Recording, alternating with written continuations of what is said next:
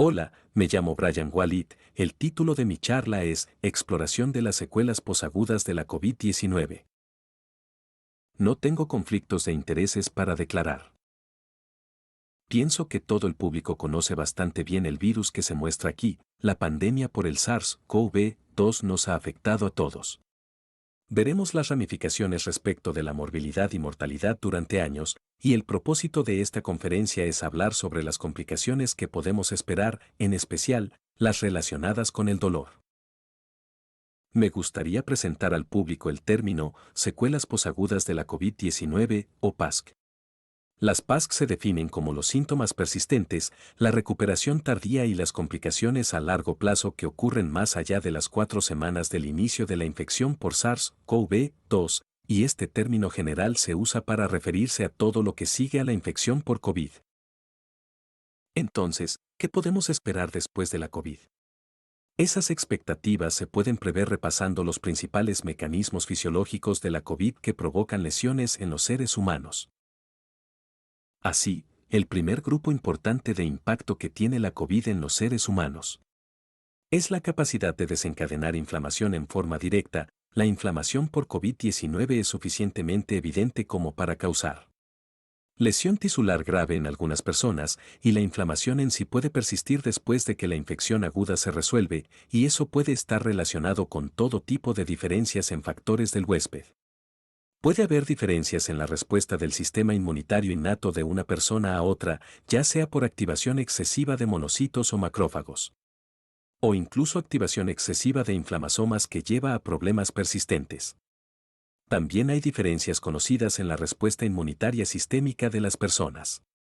Se han informado desequilibrios citocínicos sistémicos, en especial la tormenta de citocinas en la COVID-19. Y hay historias interesantes de cómo la inmunidad adaptativa puede fallar en algunas personas. Si no conocen la historia de los anticuerpos antiinterferón gamma, vale la pena buscarla. Puede haber diferencias entre las personas y la regulación y restauración de su sistema inmunitario después de la lesión, y algunos de esos problemas pueden llevar a la inflamación persistente independiente de la COVID-19 que se ha informado. O incluso al desarrollo de autoinmunidad, como se vio en niños con trastorno inflamatorio multisistémico. Hay algunas posibilidades teóricas. La idea de reservorios virales persistentes ciertamente es interesante y todavía no se la ha resuelto del todo. Se han observado reservorios virales persistentes en casos de síndrome de infección crónica por Epstein-Barr, y el ensamblaje viral incompleto también es posible, como vemos en el sarampión, y eso potencialmente podría provocar complicaciones a largo plazo. El segundo grupo importante de lesiones que puede provocar la COVID es trombosis, y está bastante claro que la infección puede desencadenar trombosis en forma directa. De diversas maneras. Las complicaciones de la lesión isquémica por trombosis son bien conocidas y están bien documentadas. Hay varias formas en que la COVID induce trombosis. Puede hacerlo por lesión endotelial directa a través de receptores 6-2. La activación inflamatoria de cascadas de coagulación a través de factores tisulares puede provocar formación de coágulos. La activación del complemento puede provocar formación de coágulos y el desarrollo de anticuerpos antifosfolipídicos que se han observado en algunas personas con COVID-19 también puede provocar formación de coágulos. El tercer grupo importante que puede llevar a alteraciones en los seres humanos después de la COVID es miedo, estrés y cambio, y la pandemia en sí ha sido fuente de esos tres factores para todos nosotros, incluso los que no fuimos afectados por el virus. Todos tuvimos un impacto fisiológico por las alteraciones de nuestro estilo de vida a raíz de la COVID-19, y eso nos vuelve a todos más vulnerables a la enfermedad crónica. Y algunos de esos cambios se manifiestan como efectos en el sistema endocrino, con alteraciones en el eje hipotalámico hipofisario, y las personas en general tienden a volverse más hiperactivas de ese modo, pero con hiporrespuesta al estrés nuevo. Vemos cambios en el sistema nervioso autónomo que son similares. Puede haber alteraciones en el sistema inmunológico, con alteraciones en TH1, TH2, homeostasis. Y hay diversas enfermedades relacionadas con el estrés que pueden aparecer en las personas en esas situaciones. En las personas enfermas que van a la UCI, está la enfermedad crítica y los trastornos de estrés posterior a la UCI, pero el miedo, el estrés y el cambio se han asociado con enfermedad cardiovascular, asma, disautonomía y diversas enfermedades neuropsicológicas. Lo que podemos esperar es una variedad de subtipos de secuelas posagudas de la COVID-19. Las principales 4 que veremos, en mi opinión, incluyen un subtipo cardíaco, un subtipo pulmonar, un subtipo neurológico y síndromes posvirales. Los primeros 3 están bastante bien definidos y caracterizados por la ciencia médica, y podemos esperar que los inflamatorios sean, por ejemplo, miocarditis o neumonitis o inflamación neuronal. Otras complicaciones pueden ser ataques cardíacos, émbolos pulmonares o accidentes cerebrovasculares, y a eso sigue una recuperación y vamos a ver problemas funcionales en esos 3 sistemas que incluirán arritmias, broncoconstricción reactiva, disautonomía y secuelas neuropsiquiátricas. Los síndromes posvirales, no obstante, no están tan bien definidos médicamente. E incluyen diversas cosas, como el síndrome de fatiga posviral en sí, mialgia, encefalomielitis, síndrome de fatiga crónica, trastornos de cefalea y fibromialgia. Lo que es importante reconocer es que los 4 subtipos pueden llevar a fenotipos similares de dolor, fatiga, intolerancia al ejercicio, debilidad, alteración de la sensibilidad, alteración de la cognición y alteración de la personalidad. Y que los subtipos en sí pueden no ser mutuamente excluyentes, no hay motivos por los que no se pueda tener más de uno. Sin embargo, voy a dedicar un momento a hablar del menos definido de los 4, que son los síndromes de fatiga posvirales. El síndrome de fatiga posviral fue descrito por primera vez en 1985 por Bien y Bien. Su síntoma principal es la fatigabilidad muscular severa. Pero puede haber varios síntomas secundarios, como dolores musculares, desequilibrio y manifestaciones psiquiátricas. Y se han realizado varios estudios prospectivos para comprender los síndromes de fatiga posviral. El primero se realizó en 1996, el estudio sobre meningitis viral del Reino Unido, que hizo un seguimiento de 159 infecciones virales confirmadas durante 6 a 24 meses y hallaron que, durante ese periodo de seguimiento, la tasa de prevalencia que cumplía los criterios del CFS, o síndrome de fatiga crónica, era de aproximadamente 12,6%. Un segundo estudio de Dubo en Australia realizado en 2006 hizo un seguimiento de 253 infecciones virales confirmadas durante un año y halló que, independientemente de la infección, a las 6 semanas, el 35% de la cohorte cumplía los criterios del CFS. La cifra disminuyó a 27% a los 3 meses, 12% a los 6 meses y 9% al año. Y también se realizaron estudios de sobrevivientes de SARS, que es otro coronavirus y probablemente sea muy importante para comprender qué esperar, y en su estudio de 181 sobrevivientes.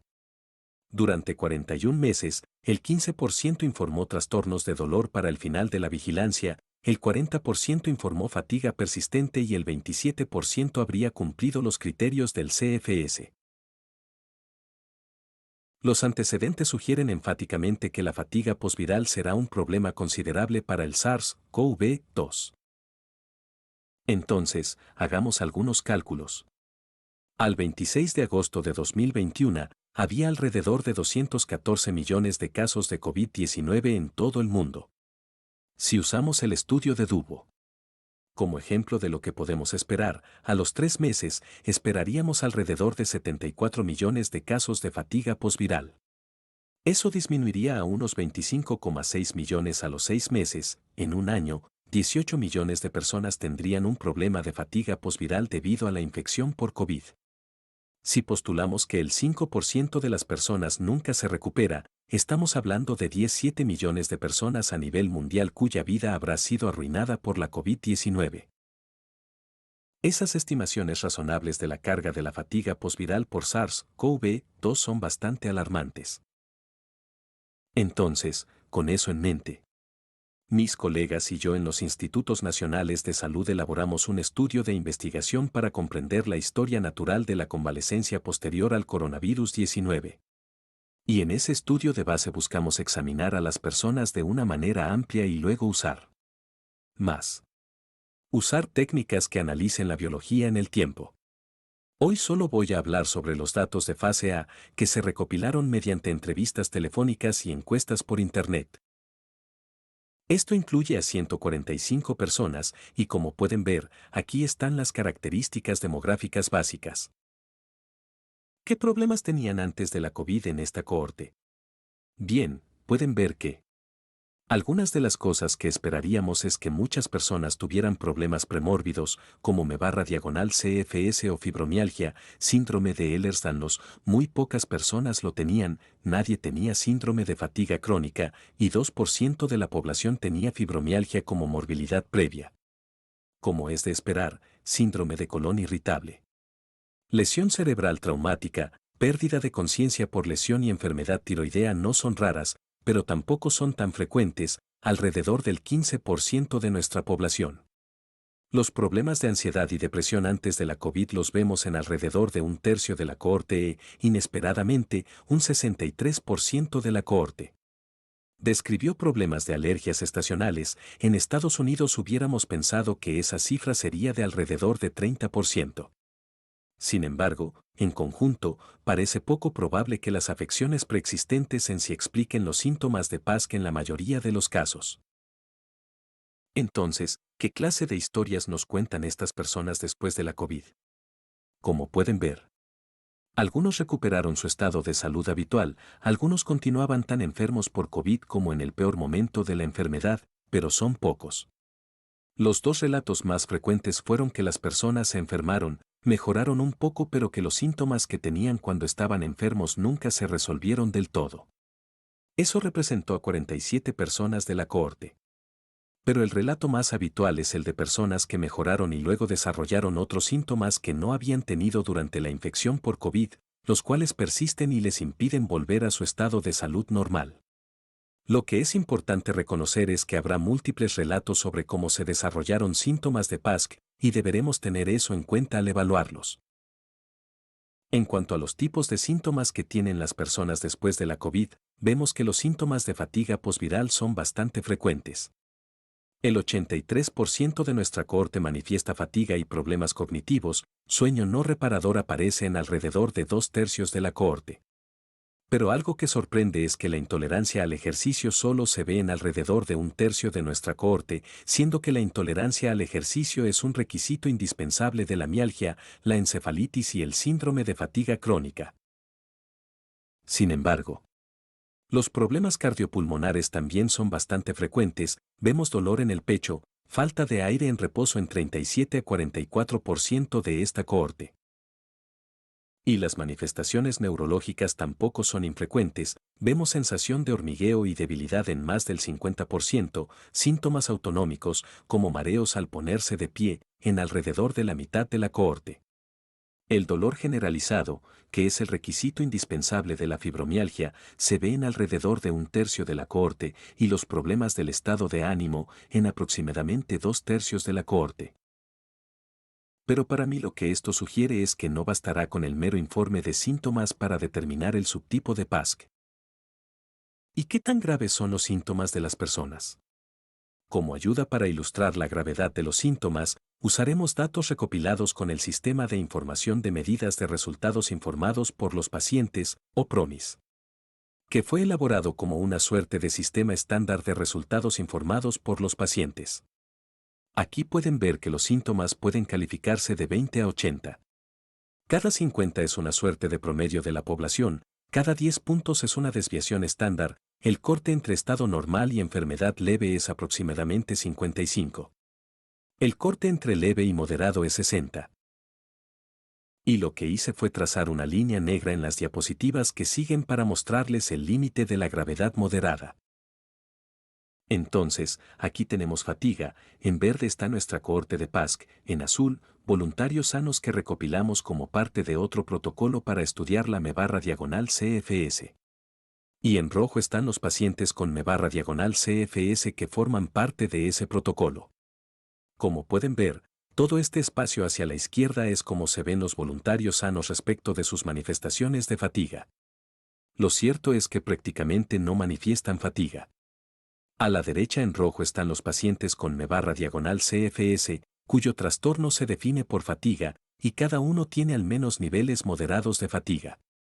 Y pueden ver que la distribución de PASC está más o menos en el medio, con una distribución bastante amplia de fatiga leve, moderada y severa que define a la población. En cuanto a alteraciones del sueño, nuevamente, hacia la izquierda tenemos voluntarios sanos y vemos una amplia distribución en la cohorte de M/CFS y la cohorte de PASC en cuanto a las alteraciones del sueño.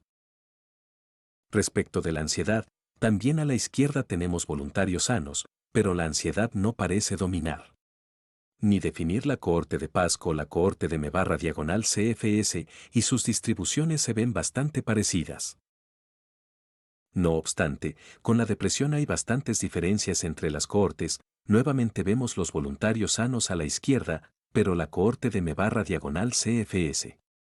En cierta forma fue seleccionada para que no incluyera depresión, y más o menos se puede ver que no hay depresión, sin embargo, la depresión tendrá un rol significativo en la comprensión de las secuelas posagudas de la COVID-19. En cuanto a la fibromialgia, nuevamente los voluntarios sanos están a la izquierda y pueden ver en la forma de las curvas que tanto la cohorte de M/CFS como la de PASC son casi idénticas, así que podemos esperar que la fibromialgia o la fibromialgiosidad sean un problema después de la COVID-19. En conclusión, las complicaciones posinfecciosas del SARS-CoV-2 afectan a millones de personas en todo el mundo y habrá varios subtipos de PASC que se superpondrán. La validación de los casos será esencial para las iniciativas de investigación. Los fenotipos clínicos similares pueden tener causas fisiológicas muy diferentes.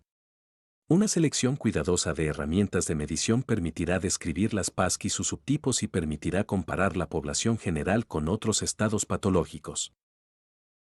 Me gustaría dedicar unos minutos a reconocer y agradecer a todas las personas con las que trabajo. Mi equipo de 3B19. Que incluye a los doctores Nancy Gavin, Anita Jones, Elizabeth Bartram, June Ji, Brice Calco, Sean Houren. También quisiera agradecer a todos los miembros del equipo del estudio Intramural de M/CFS del NIH por sus variadas contribuciones.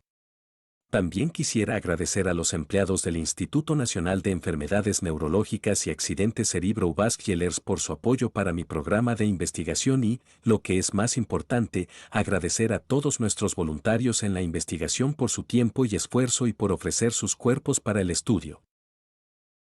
Muchas gracias por su atención.